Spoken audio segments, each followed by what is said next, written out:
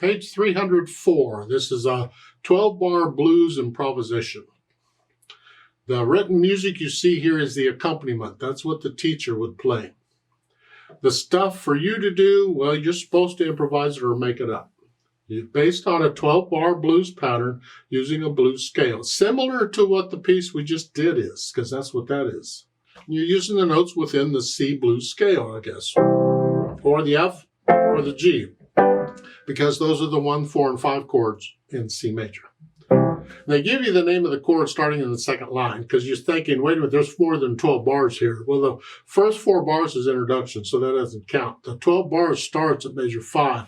And they give you a suggestion for a rhythm, and they give you the chords. So based on the C 12-bar blues notes, you would make up some sort of a melody. It's entirely up to you. It's whatever's right. I'll play this accompaniment, but other than that, I don't have much help for you. They do have a note at the top, a slow swing, and they're giving the indication to swing. That's what that means. When 2/8 notes equal a triplet, that's the indication to swing them. It doesn't mean 2/8 notes equal a triplet, literally. It just means swing them. Sometimes they just swing them.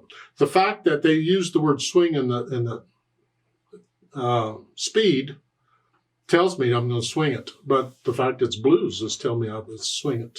Now, a lot of method books, when they want you to do blues and they want you to swing it, they'll tell you to swing it.